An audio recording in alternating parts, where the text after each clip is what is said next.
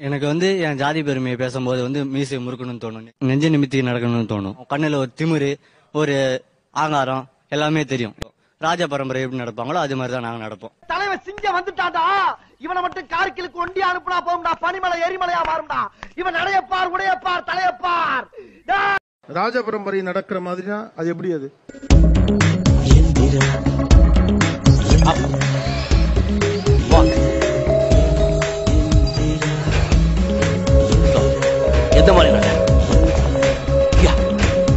இப்ப உங்களுக்கு மீசை முறுக்கணும் ஆசை, மீசை பெரிய அளவுக்கு நான் வளரல இல்ல, மீசை எரும மாடு மாதிரி வளர்ந்துருக்க, இன்னும் பென்சில மீசை வரைஞ்சிட்டு இருக்கே, வெக்கமா இல்ல?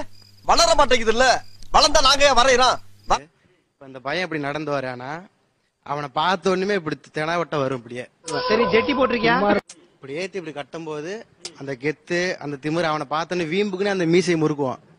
சூனாப்பானா சுப்ரீம் கோர்ட்டே வந்தாலும் உன்னை ஒண்ணும் பண்ண முடியாதுடா. அதுதான் அந்த ஜாதி பெருமையை தூக்கி பிடிக்கிற மாதிரி இருக்கு அந்த இடம். தூக்கி கொடு, நான் சொன்னதுக்கு அப்புறம் தான் விடணும். அப்படியே பார்த்தோன்னுமே அந்த கை அப்படியே கையிலுக்கு இப்படி போகும். கையை அப்படியே ஏத்தி கட்டும் போது அப்படியே தலையை குனிஞ்சிட்டு அவாட்டு போயிடான். அவரை பார்த்தோன்னே ஒரு பார்த்தோன்னுமே அந்த கை அப்படியே கையிலுக்கு இப்படி போகும். கை ஏன் தாத்தா இந்த ரொம்ப நேரமா உட்காந்துருக்கனா, முட்டு வலிக்குது, நீ உட்காரு. கையை அப்படியே ஏத்தி கட்டும் போது அப்படியே தலையை குனிஞ்சிட்டு அவாட்டு போயிடான். நீங்க சாதாரணமா ஒரு ஆள் தனியா இருக்கிறப்ப இருக்கக்கூடிய உடல் மொழிக்கும் உங்க பசங்களா ஒரு 4-5 பேர் ஒண்ணு சேர்றப்ப நீங்க செய்யறதுக்கும் நிறைய வித்தியாசம் இருக்கு. தனியா இருக்கும்போது பயம் இருக்கும்.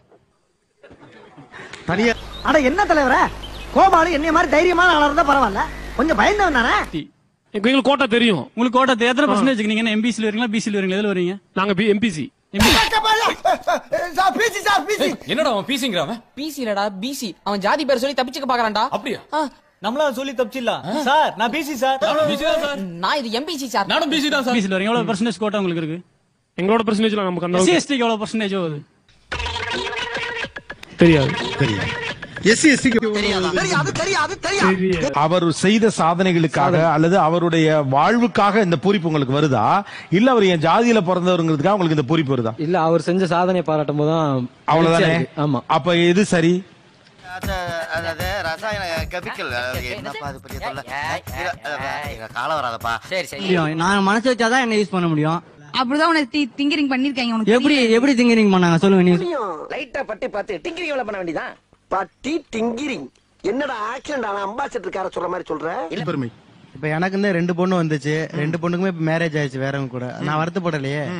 அடுத்து வர்றவங்க கட்டிட்டு போட்டு ஜாதியில தான் இருப்பேன். கட்டினா